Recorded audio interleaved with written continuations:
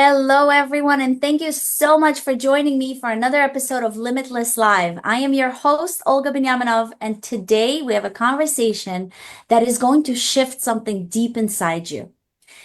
If you ever felt that you had to do it all in love, like carrying the weight, holding it together, be strong, successful, and still somehow make a relationship feel magical, this is for you.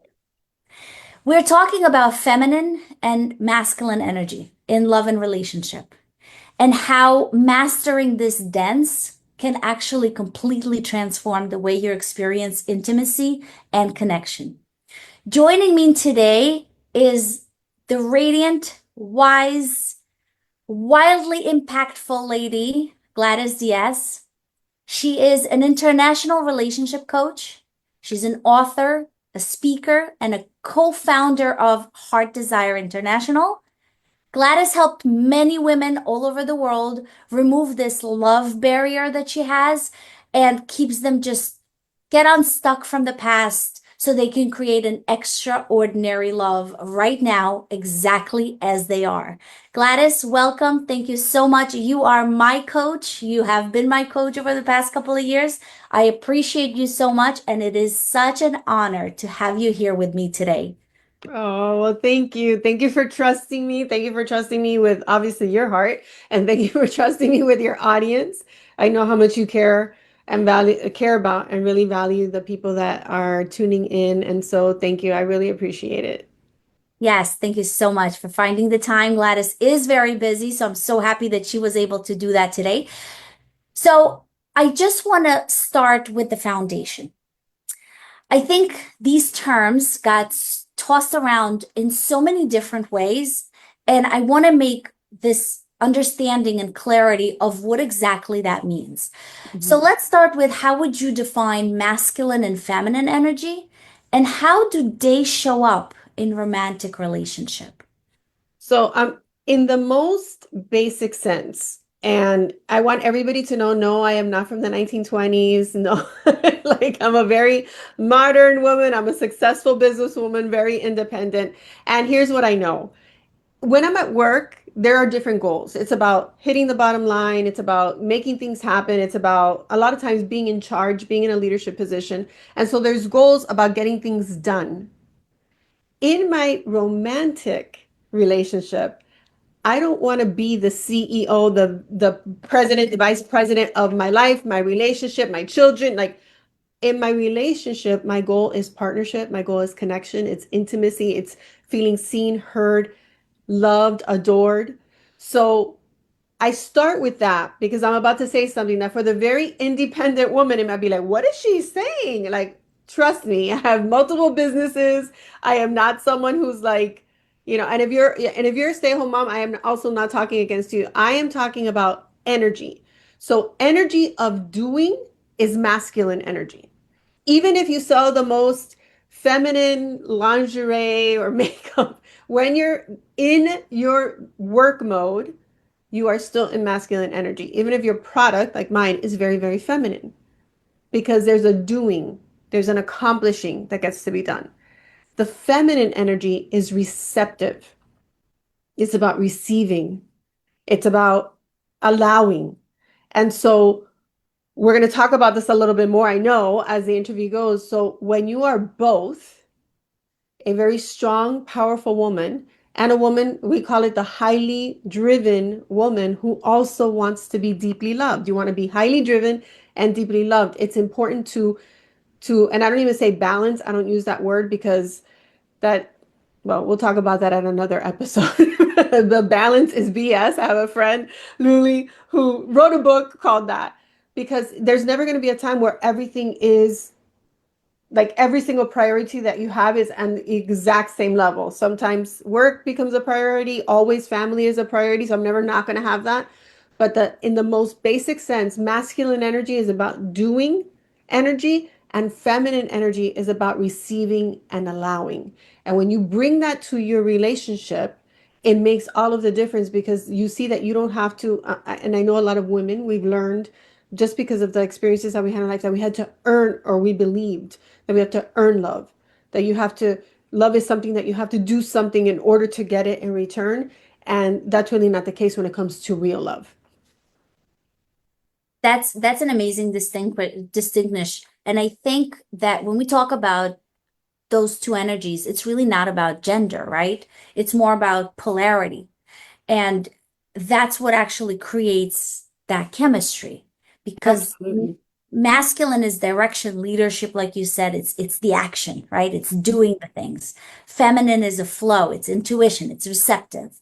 So in love, we see that as well. We express that with being a giver associated with a masculine and a receiver associated with a feminine, Hmm. right? And that's so beautiful to explain as the female is the light and the masculine is the conscious. Absolutely. And here's the thing, we all, both men and women, we have both. Right, We have both the feminine and the masculine energy. And here's why it's important for strong women, powerful women, driven women. Because if you're constantly in your masculine energy, like you keep raising your masculine energy, what starts to rise in the man is his feminine energy. And we're not talking about, again, gender right. or, whether, somebody's sexual preferences. It's as your masculine energy rises, then the polar energy must rise on the other side. So then what happens is when women use the word giver, when you're an over giver, it's usually because you learned somewhere along the line, usually in childhood, that you had to give, that you had to provide, that you needed to be needed in order to feel loved, that you had to provide for people in order to feel loved. Now, there is a giving and receiving. Notice how I didn't say a giving and taking in love, because honestly, for successful women who have worked really hard to create a life, one of the biggest fears that comes out when we work with them is that they're afraid something's going to be taken from everything that I've worked so hard for. What if he takes it from me? What if I lose it? So that's other energies that we could talk about and beliefs that we could talk about later. But if what you desire in a relationship is to feel loved and cherished, seen, adored, respected, desired, it's important that you know how to switch out of that. I always say, how do we know at work? We're telling people what to do, how to do it, by when to do it, and what the consequences are if you don't do it. Bring that on a date with you and see how that goes. Or talk to your partner. Here's what you got to do. Here's how you have to do it. Here's what has to be done. And these are the consequences. Like it just doesn't create that intimacy, that partnership, that loving connection that we want to feel in a romantic relationship. So what you don't want is for the man to feel like he's competing for the role of the better man in the relationship because your masculine energy is so high. So then what happens is as his feminine energy rises, the woman starts to feel like, when is it my turn to receive? Like that's where resentment starts to come in, frustration, feeling like you're not being appreciated, even though you're doing the doing because in your mind you're like, if I give enough, if I love enough, if I tolerate enough, then eventually I'll get some of what I'm giving. But what you're actually doing is in the giving, giving, and overgiving, especially if it's coming from a fear that if I don't give, I won't receive, then, he, and I'm not defending this at all. It's just like there's no other choice than to be in a waiting to receive mode. And most women who want a very masculine man, they don't want that. They want somebody that they feel safe with. For men, the highest priority is to feel respected. For women, our highest priority is to feel safe. We say it's to feel love, but we won't even allow ourselves to open ourselves up to love if we don't feel emotionally safe. So when the man steps into provider, protector, he wants to provide, protect, and please, we do feel safe, but we don't realize we're sabotaging it by being so much in the masculine energy. And we're thinking, well, it works at work.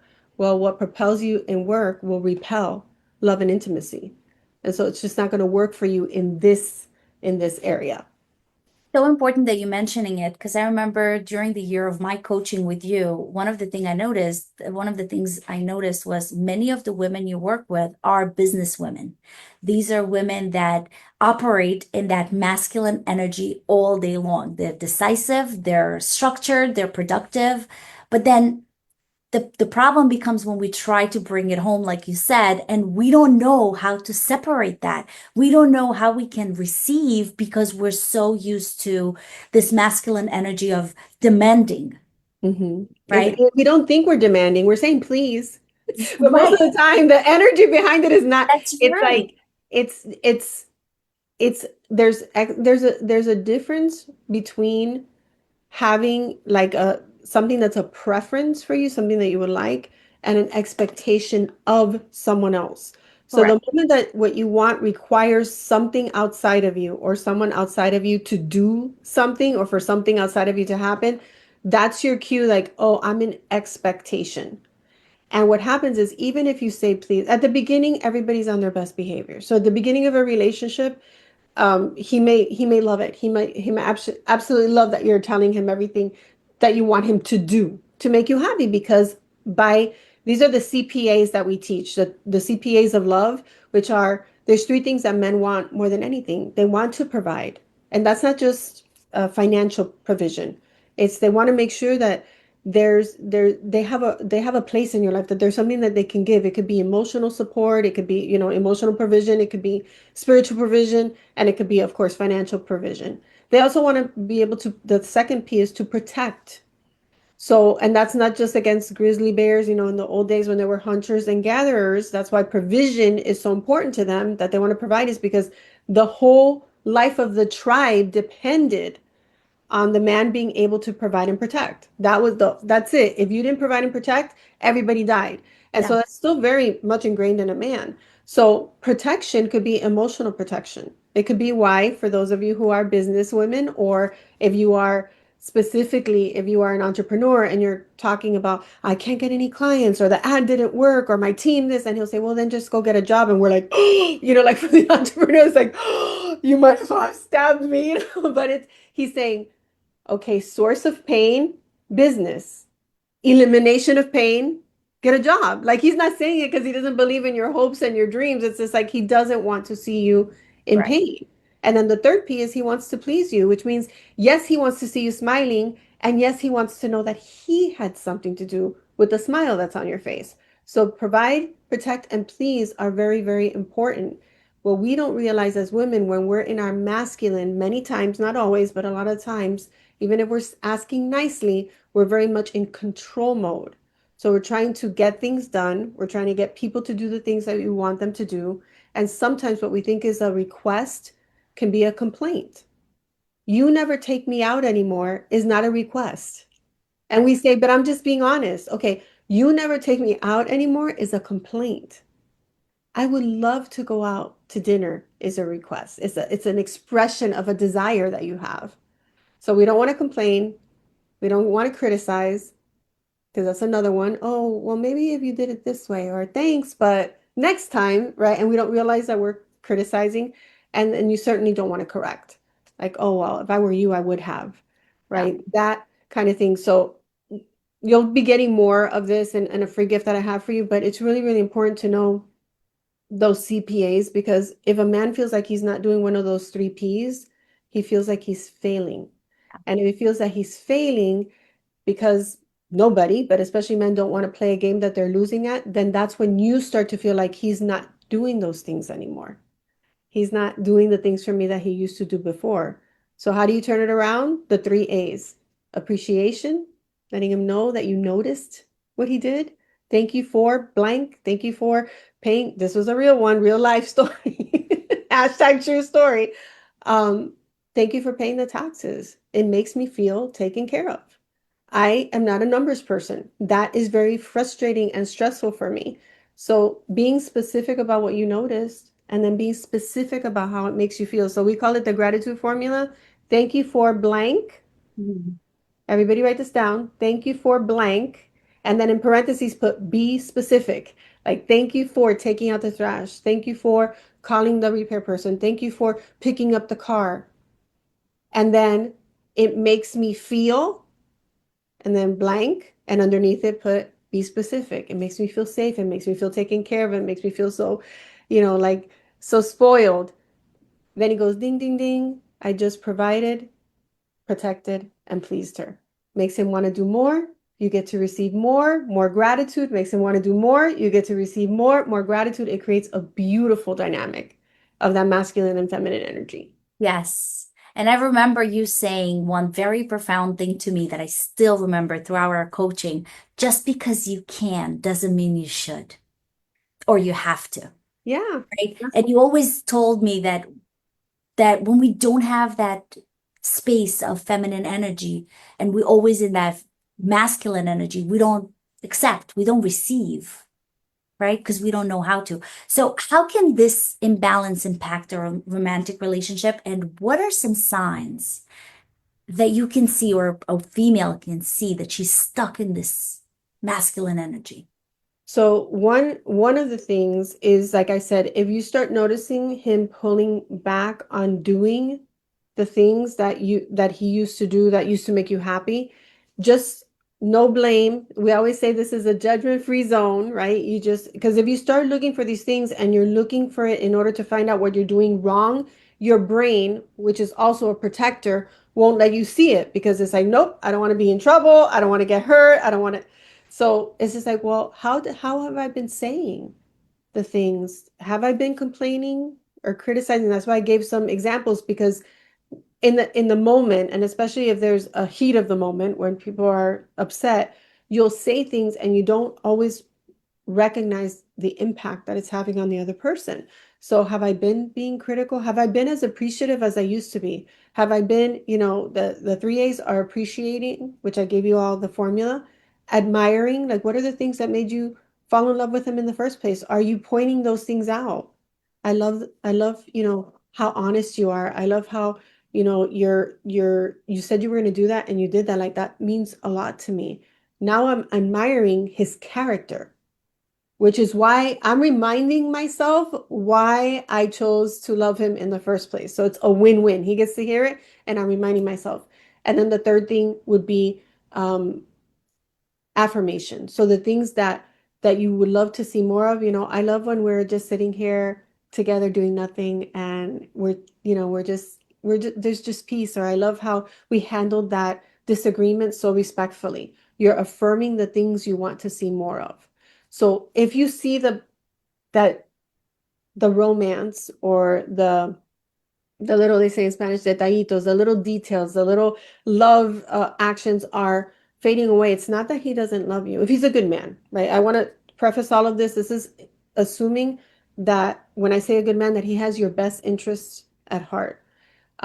He doesn't want you to not feel loved, but there might be a subconscious him pulling away because he doesn't want to feel like he's losing. I know that's what happened in my marriage. So it's why I'm so passionate about teaching this, because I thought I was being harmful when I was like, well, you should really talk to your boss. And if you told him, and, you should tell him that you need a raise and you should be making so much more money. And my husband told me later, he's like, every time you said you should, you should, you should, all I heard was, but you're not, but you're not, but you're not.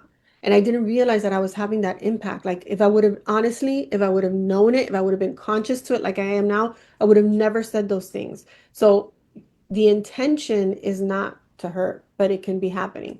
And then another impact on a relationship could be that you start to feel the distance, like you don't feel that connection. It feels like you're two strangers or two roommates, and there's nothing wrong with being friends. Of course you want to be friends with your partner, but if you don't feel like that romantic connection, like the and sometimes it's in the form of just hand holding. It doesn't always have to be all full-blown intimacy. I don't want to say the word because I already said it once and then Facebook will take it off. I don't know if this is going to be on Facebook, but the physical, it's not just always the physical intimacy, it's the emotional intimacy.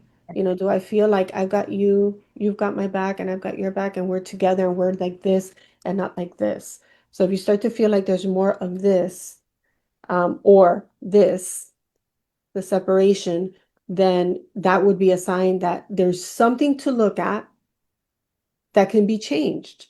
What am I doing that's not working? And sometimes when it's a blind spot, Olga, from our work, when it's a blind spot, you really can't see it on your own. You don't see it. You Absolutely. really think you're just being honest. This Right. is how I've always been. And And like you then when you said, see it, you can't unsee it. right. And like you said, this was me for many years. All I thought is I'm helping. I just want to help. Right. So when we take all that work to ourselves, and when we suggest or we think it's an advice, but it's really not, we're tapping into this masculine energy, and that's not attractive. Not attractive at all. No. So I know you teach love barriers. Can you explain what they are and how they block women from embracing that feminine energy? So a love barrier is anything. So I want, this is another writer downer for those of you who are like me, who are note takers. So a love barrier is a thought, which can be a fear, a limiting belief, or a dysfunctional pattern. Now, dysfunctional patterns can be a dysfunctional thought patterns, like a repetitive, disempowering thought. They can also be di dysfunctional behavioral patterns, right? Like the woman who's single and says, you know, I'm not going to be physically intimate with someone until I'm in a committed relationship, and then rushes into physical intimacy. She knows that she doesn't want to do it, but she, you know, why does this keep happening? I'm not gonna waste my time with men who are not interested in a committed relationship, and they keep dating emotionally unavailable men. That would be a dysfunctional pattern. Or in a relationship, you know, I want to feel love and connection with my partner, but I keep criticizing or correcting, or I keep, you know, being controlling. That's a dysfunctional pattern. So a fear is a it's I always say a fear is a vision, right? We're always talking about having a love vision that empowers you. A fear is a vision of what you absolutely don't want to see happen. Like you're thinking, you're projecting into the future a thought, this is going to happen or this is not going to happen. And what happens when you're in fear is that and you don't recognize it as a fear and do the work that we teach, the heart work method, to break the fear down and replace it, is then your fear is what's choosing for you. So if you have a fear of trusting people, for example, and a limiting belief that men can't be trusted, for example, then that is going to have you be guarded.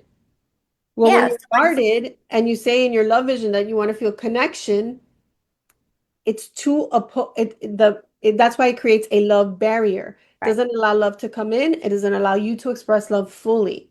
So fears, limiting beliefs, dysfunctional patterns, and sometimes a love barrier also, Olga, can be something that you're holding resentment or regret towards, or something that happened in the past that is still causing you emotional pain or suffering. When you don't do the work to not just acknowledge that that's there, but to completely dismantle it and replace it, Right. those things keep following you into relationship after relationship after relationship. And that's why, as you say, I can't believe this is happening to me again. But it's just because it hasn't been healed. Once it gets revealed and healed, then you get to replace it. Now you're creating completely different results when it comes to relationships. I think it's funny that you mention it because it's not just in a romantic relationship. All of these barriers, and I see them as emotional armors because in the brain, it just wants to keep us safe and we're keeping that safety, but it actually keeps us alone. It keeps us away from other people. And I always remind myself, I'm a big reader, those that know me and follow me. Breen Brown Brene had Brown. a Yep. beautiful quote. You cannot selectively numb emotions. When you numb pain, you also numb the joy. Yeah. That's how I kind of remind myself every time I go into this safety mode or limiting beliefs or saying things that kind of keep me away from what I'm afraid of, but it actually keeps me closer to what I'm afraid of. Yeah, it's the fear actually perpetuates the fear of being left. Like a lot of women, one of their fears is being left, abandoned, or And cheated that's on, exactly right? what happens. Right. So then what happens is I'm so afraid of being alone that I create being alone, not because you want it. This is all happening subconsciously. And then what have you done? Now I'm alone. Now I have Right. evidence that I'm meant to be alone, or that maybe, you know, that, you know, this is a trigger for me. God doesn't want me to be in a relationship. I'm like, why would God not want you to be happy? That doesn't, it just doesn't make sense in my brain. But we Right. start to create these things because my fear of being left is so great that I will actually avoid being connected because I'm afraid that eventually that person's going to leave me. And so the fear just keeps perpetuating the fear. So how does stepping into this feminine energy actually helps create polarity and creates attraction in a romantic relationship? So remember when I was saying, as you're expressing your gratitude, for example, that sparks in the man the desire to do more because his need of providing, protecting, and pleasing is being met. And so he gives more, and then you're actually receiving more of what you desire, more of what makes you feel seen and loved and heard and understood. So as you step into that receptive mode, you actually start, and I'm not talking about creating a strategy. Because again, I tend to talk to mostly business women, professional women, C-suite women. They're always like, what's the strategy? What's the goal? What's the strategy? What's the plan? Let's get it, right? So it's not about being strategic. It's about being authentic. This is what I authentically desire. Now, learning how to communicate it in a way that it comes out as a desire, where he feels inspired, not required, is a whole other coaching that we give women because we're so used to just telling people what to do. And part of it is the fear if I'm not strong, if I don't say it this way, I'm not going to get what I want. And there you go, perpetuating that fear again. So stepping into that receptive, appreciative, energy actually provides you with more of what you've been trying to get the other ways that hasn't been working. So everything that your heart desires, that's why our company is called Hearts Desire International, is available to you. Knowing how to access it, how to attract it easily without force, without strategy, without control, that is your superpower. Uncovering how to do that, when you really get in touch with that, you see that you don't have to force someone to love you. That's what makes, honestly, what makes people think that love, dating, and relationships is hard is that they're trying to make something happen that's not happening naturally, make someone who doesn't want to commit, make someone be someone that they're not. It's that making and that forcing that really makes relationships hard. Once you know how to easily attract it to you, it's why, the average woman who works with us, she meets the man that she's going to marry in 3 to 6 months. The average wife or girlfriend who works with us turns the relationship around in less than 3 months because these things are not hard. But when you don't know what they are, you keep doing what you've always done because it's what you know. And it just keeps sabotaging you. So being in your feminine energy actually has you attracting versus controlling, magnetizing versus dragging and forcing. And now you are more in your power, both in and out of the relationship, because it also helps you become unstoppable in your business, in your career, your finances, your personal goals as well. I feel so incredibly grateful and lucky to have to know you, and you were one of the best coaches I've ever spoken to. Emma is obviously the other one that I worked with, and she's amazing as well. But there's so much that you taught me. When I came to the Heart Desires and I started, I was completely closed up. I did not even believe in love, let alone love for yourself, where everything starts. And I've talked about it with my listeners last week. But what I feel is that a lot of women that are business owners, business women, they feel that softening up is weakness. It's, but I learned through your lenses that it's actually wisdom to learn how to be soft, to understand that women or feminine energy isn't chasing, she's Mhm. inviting. That's something you always say, that women should not be the chasers. We should be invited for a relationship. We should be loved the way we deserve to be loved. And I know that many women watching us, they're feeling hurt. They feel love is very hurtful, and they're building that strong armor, right? For from love because they're afraid of that. So for the women who have been hurt and feel that it's safely to be independent, no Mhm. relationship, it's much safer. How can she start feeling safe, softening into that feminine energy again? So, the majority of the women, and first I want to say that whole piece of self-love, it is not self-love and romantic love. The self-love is the catalyst. Yeah. And a lot of the women, it's the catalyst for everything that you desire. Because if you don't feel worthy then how are you going to attract the love you're worthy of?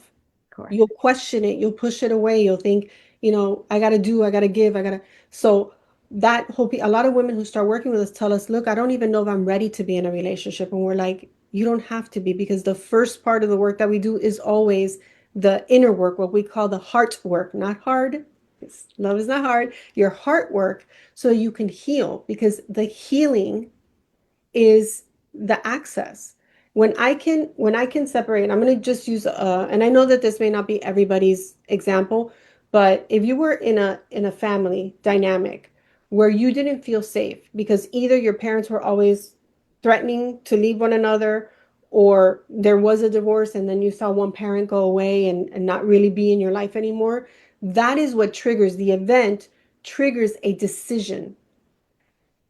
People I love me, people who I love leave.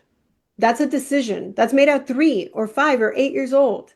Or It's I'm not, not good enough for them to stay. yeah, if I were better, Right. thinking like a little girl, if I was gooder, if I would have done my homework, if I would have, been more quiet, then they would have stayed. So you make a decision. The decision is what creates the love barriers. Now I'm afraid to love because you're going to leave me. So there's the fear.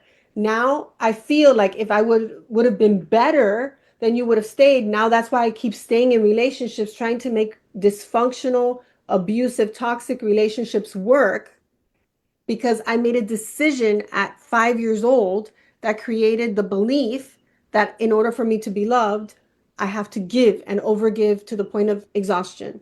And then it creates the dysfunctional pattern of attracting men who are takers, or men who are abusive, or men who are toxic. So you see how that comes full circle. So in order to, if you have been hurt, and there's not a person on the planet who hasn't, the key to truly unleashing your ability to love and be loved, to be who you really are without the masks and the pretense and the guard, right? To be fully open and accessible to love is to heal the emotional wounds. Now, some of them you'll be aware of because they're the ones that probably were the most impactful.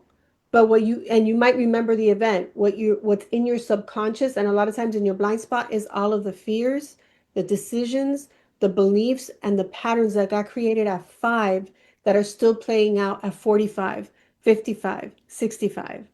So that is the work that we do. I really do feel like that's our superpower. Through healing your heart, you unlock the door to the love that you've always wanted, to receive it, to see it, first of all, to acknowledge it, to easily attract it to you, and then to be experiencing it every single day for the rest of your life.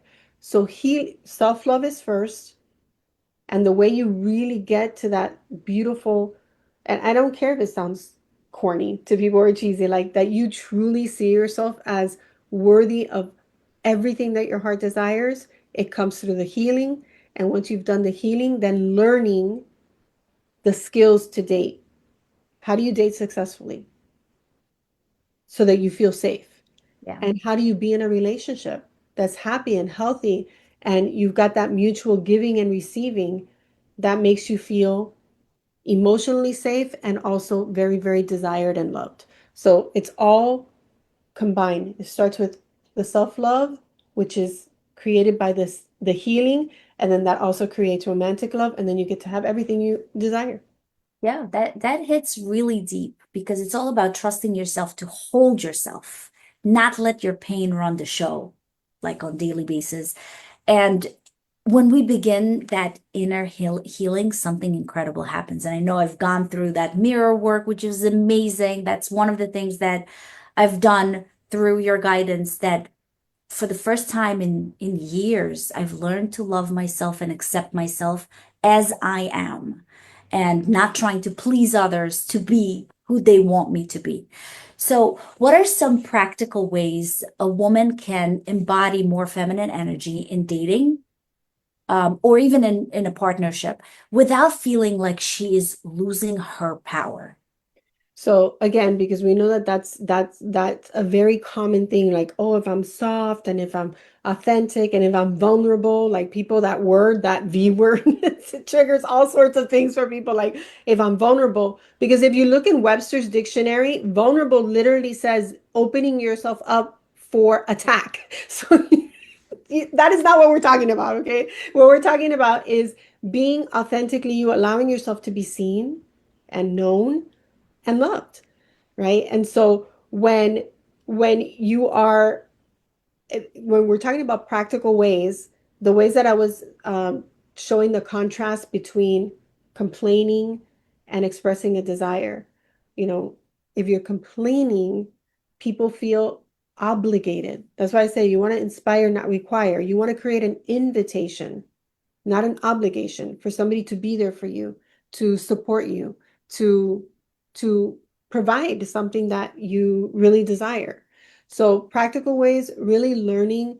For me, honestly, I know I didn't share my story. The very short synopsis of it is, I went through a lot of, as a child, my father died when I was 3, my mother remarried.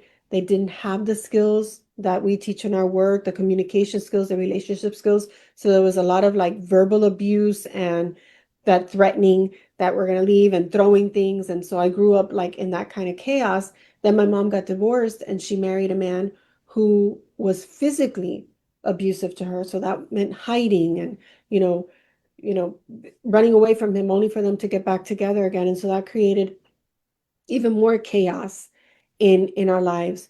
And eventually my mother lost custody of us and ended up having to live with my uncle, my aunt, which I'm very grateful for. But again, there was this pattern of the people that I love me, they leave me or they die, like my father, my grandfather.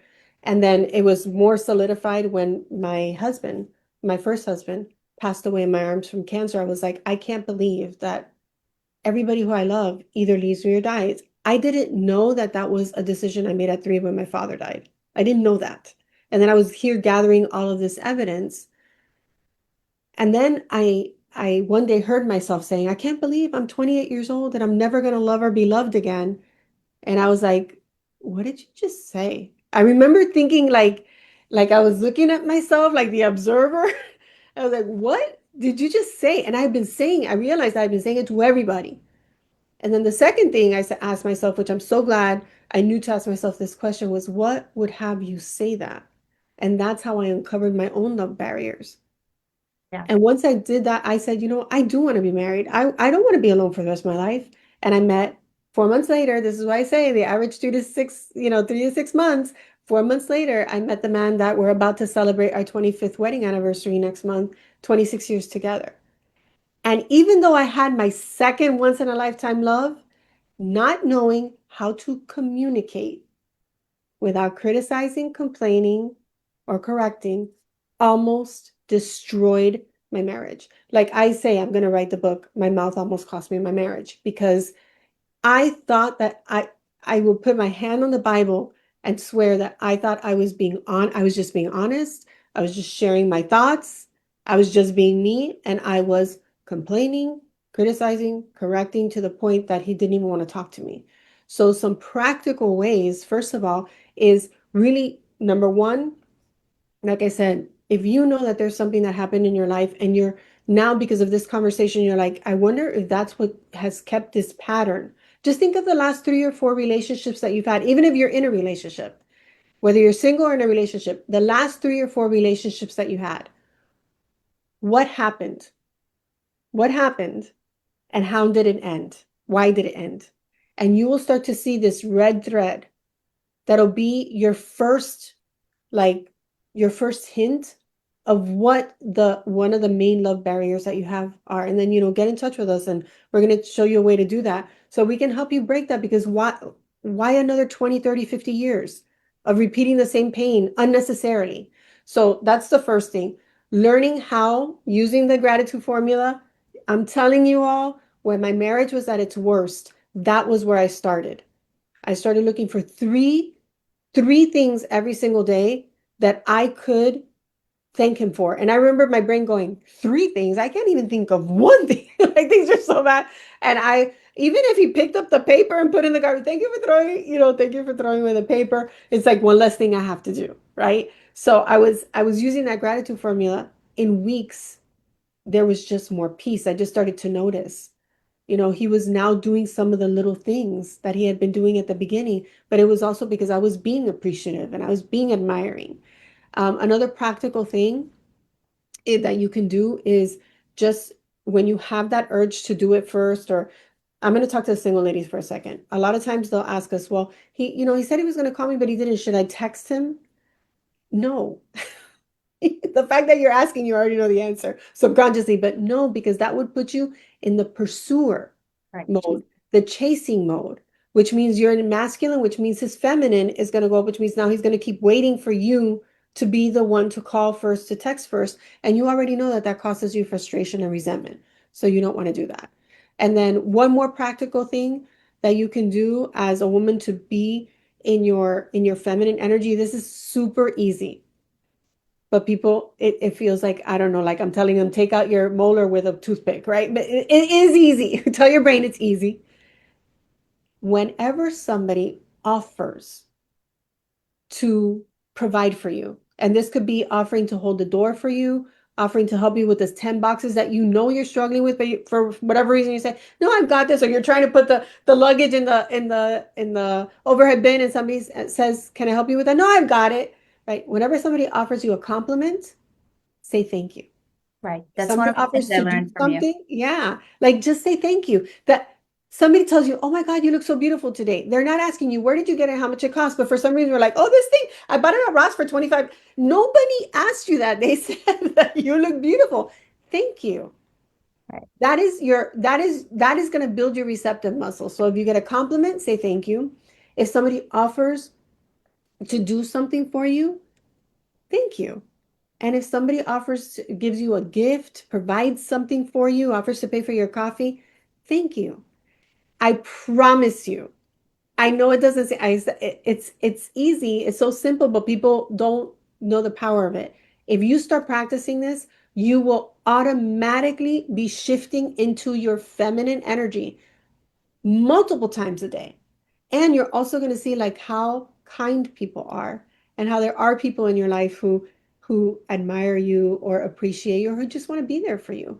That is the easiest way to start shifting into your feminine power.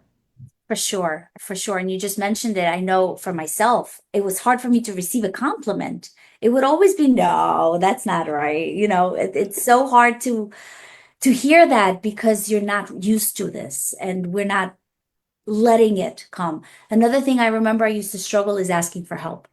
Being in that masculine energy, I can do it all. I don't need anyone's help. But asking for help really tunes you into that feminine energy. And I think that's what masculine energy is looking for. They want to know that they can help you. Absolutely. Again, super easy. Simply saying, so I want to just give a little coaching because people say, I need you to. No. And that again is being required instead of inspired. It's just, I need help, period. There is a natural tendency for the other person, whoever it is, and this isn't strategy, this is you practicing opening yourself up to receiving. I need help. The other person is going to ask, what do you need help with? Well, I need, the garbage needs to be taken out, the dishes have to be done, and Yeah. the laundry needs to be folded. That was real story. First time I said I need help, it was my kids were running around. They were little back then, and I was at the sink, and I was just like, oh my gosh, I need help. And things had started to turn around. So he actually took his eyes off the television and looked at me and said, what do you need help with? And I was like a cave woman. I didn't ever consider that it could be that easy. And I was like, the dishes, like I didn't even know how to answer because it never occurred to me that it would be that easy to just say I need help. Because I was always complaining that he didn't help me, that I had to do everything on my own, that I was, like all of that.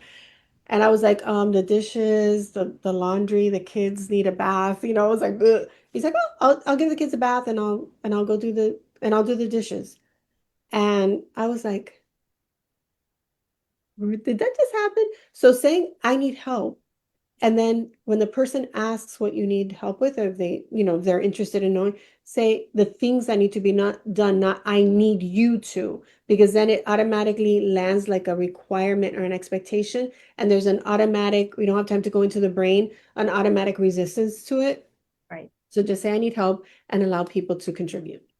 So feminine energy or being in a feminine energy doesn't really mean that you have to be passive, No. right? It just means that you're being present and you're being receptive and you're just inviting that devotion. towards Absolutely, because the strong woman doesn't want to be passive. That almost like triggers our anxiety. Like I yeah, yeah, instead, if I see that what I'm doing is I am being open, like you said, I am being present, I am being receptive, then my brain knows that I'm actually, there is something happening over here and yeah. I'm allowing somebody else to possibly. I don't have an expectation that my husband is going to do the three things that I need, but I am open with hopeful anticipation that I will receive some of what I need. And that again, win-win. He gets to provide and I get to receive, and we're both happy.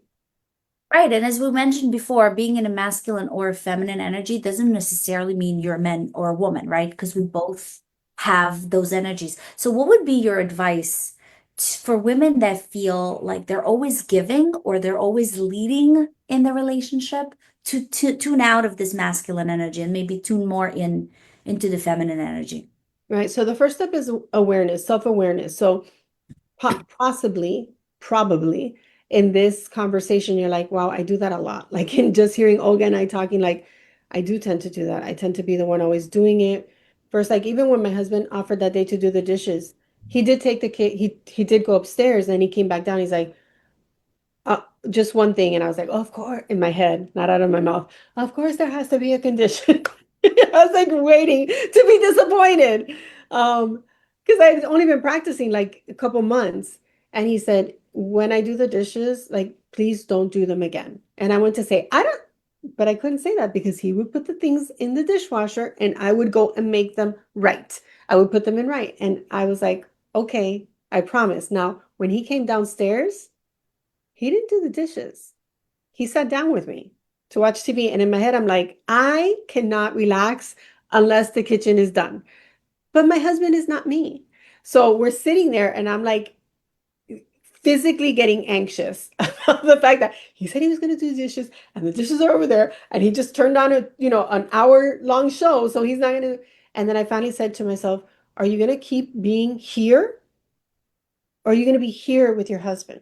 And Right. I allowed myself to say, you know what? I'm just going to trust him. I'm just going to trust it. And it was a really great show. We were talking throughout it. Kept popping into my head and I kept like, putting it to the side. And when the show finished, he still didn't do it. We still didn't do it. I was like getting hives, like, and I was like, just receive. I just kept reminding myself, just receive. And Yeah. at the end of the night, when I'm getting ready to go up, he went to the sink and he started to do the dishes at 11 o'clock at night. I would have never done that. But he did it when it was right for him. He was not aware of the craziness that was happening next to him. And that I remember thinking, if I had called him out on it or said, I thought you said you were going to do the dishes. Why don't you just do them before we watch the show? That way it's already, if I would have like corrected him or that, like when you were saying, I'm just being helpful, I'm just giving a suggestion, I would have missed out on number one, really enjoying the show with my husband and having that time of connection because we were really talking about the show. And then going, wow, he honored his word. He did it differently, but different didn't mean wrong. It just meant at a different time. And so that kind of awareness is so important. That's why I'm like, ladies, I know that you're probably going, okay, I I'm starting to see that I do this. I'm always the giver, I'm always the pursuer, I'm always the chaser, I'm always the one moving things forward. What Just ask yourself, I wonder what it would be like to not have to always be the one in charge, to not always be the one acting first, calling first, texting first, suggesting the date, like all of those things. I wonder what it would feel like. Now, it might feel unfamiliar, like Olga said. At first, it feels uncomfortable, but that's just because it's unfamiliar. So the brain just doesn't, it's not used to it. The more you allow it, like allow yourself to receive, the more easy it becomes.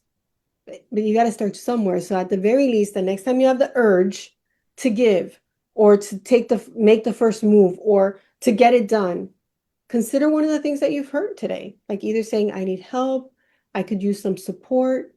I would, yeah, I need help. I could use support. That's another one that you could say, like when you're going to talk, to a man, if you get upset when you talk to a man, any man, your dad, your brother, your cousin, your partner, and then they all of a sudden start giving you solutions, and you're like, I didn't ask for solutions. I just wanted to be heard.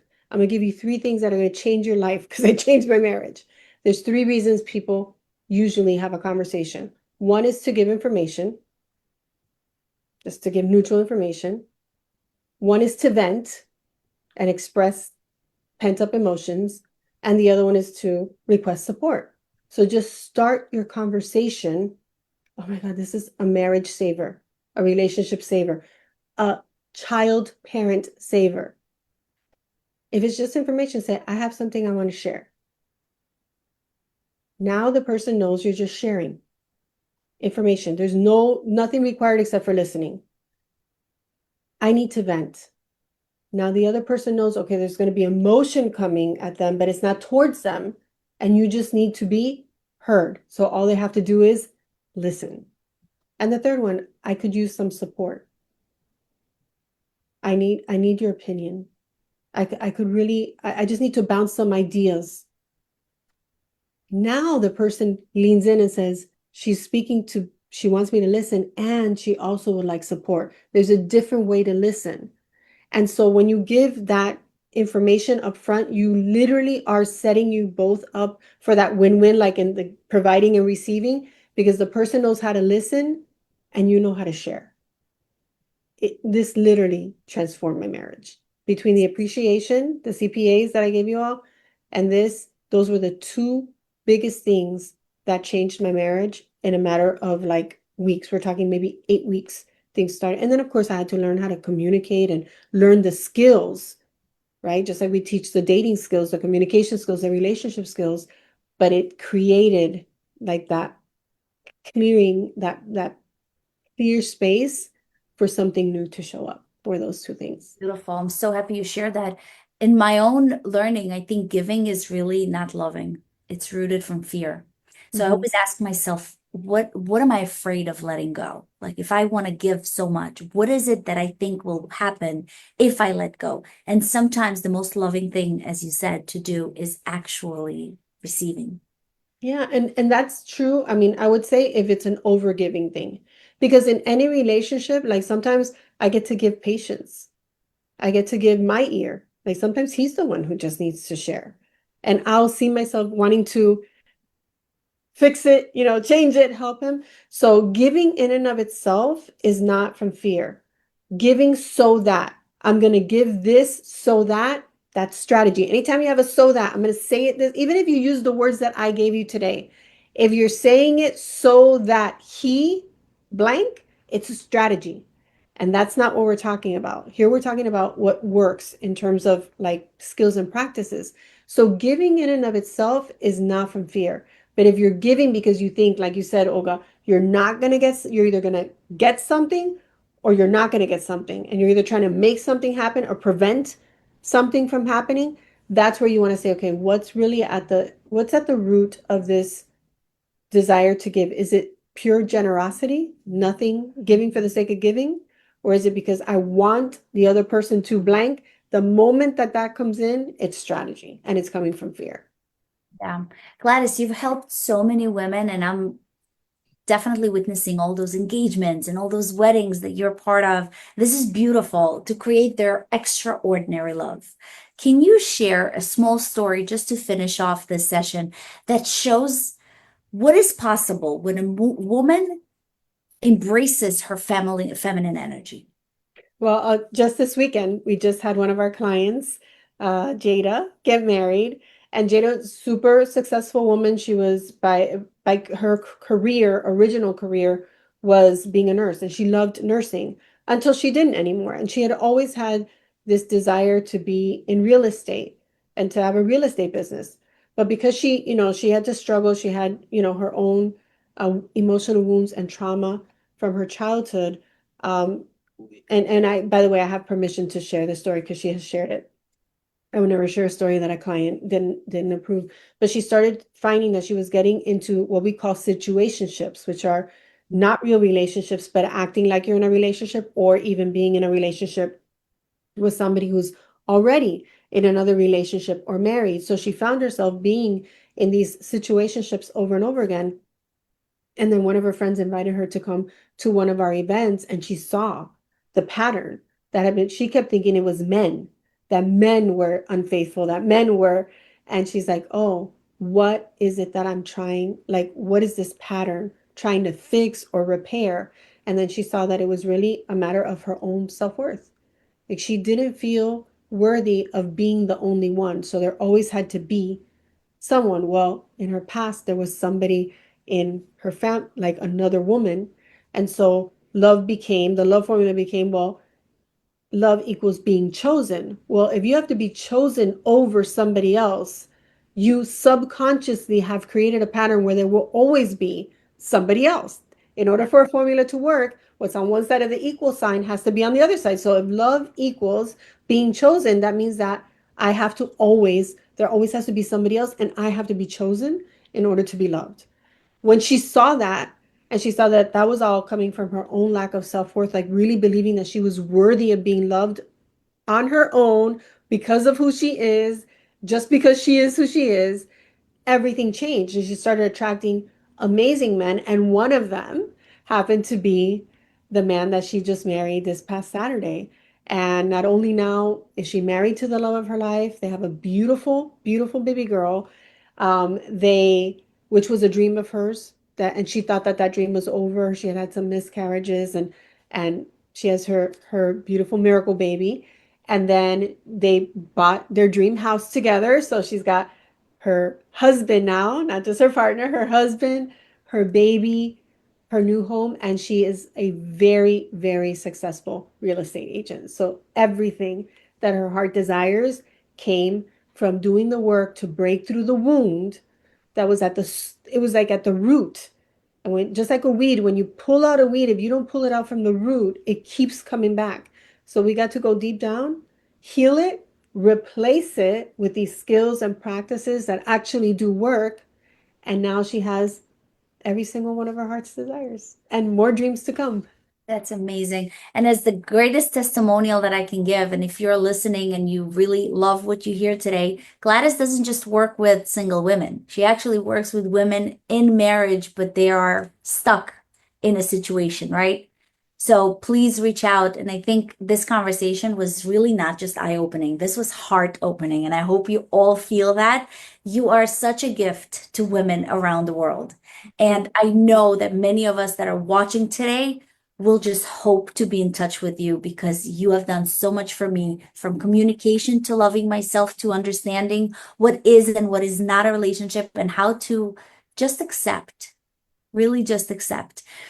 You don't have to be perfect to be loved. You only have to be willing to be loved. Absolutely. Absolutely. Gladys, thank you so, so much for this absolutely powerful, incredible session. Oh, sweetheart, thank you. And ladies, there's a free gift for you. Um, and I know that there's men who listen too. It's just because our primary audience is women. We do have a male coach. My sister's husband is a relationship coach. So men, if you would like to reach out to us, just let Olga know. But the ladies who are listening, we do have a free gift. And this free gift, it's like a bun. We always, us, Olga, we're always Oh, like, I I think know. You're a giver. You're a giver. You give all the time. And just join the group that Gladys have. I'm going to add it to the chat later. There's always something free. I know there's a workshop coming up on creating your profile, Yeah, right? we did. Actually, we had that yesterday. So if you want Oh, that, you can let it reach out to us and let us know how to create your online profile. We'll make sure that you get that we send you the replay. It's limited time, so you want to make sure that you jump in on that. And then also we have a 3-day event coming up next month, this month. I keep saying next month, this month, which we're gonna dive into almost everything that you heard me talk about today. So when you get the link for the free gift and how to reach out to us, just say, I want to learn more about extraordinary love. I'll let my team know that if we get an email or a DM that says that, and you can say, I was on Olga's podcast, we'll make sure that we send you information about that event. And also, we'll have a conversation with you. And if there's another free gift that is a match for what you feel like you're most struggling with, we'll be sure to send that to you as well. Yeah, I think we can put like a keyword. This is a limitless podcast. That's what we call it. So if you put limitless on the subject line, Gladys will know that's your free gift and you will get that absolutely for free. I've done many of her workshops. I've been coached with her for 2 years, which is incredible. Thank you so much. Really, really appreciate it. Can you say that last line that you always say? Absolutely. So, everyone, thank you so much for your time, for your energy, for your attention, for trusting both of us. And until our hearts meet again, always remember that you are loved. Bye for now. Absolutely love that. Until next time, remember you are worthy of extraordinary love. And this has been Limitless Live. Stay radiant, guys, and I will see you again soon. Thank you for joining us.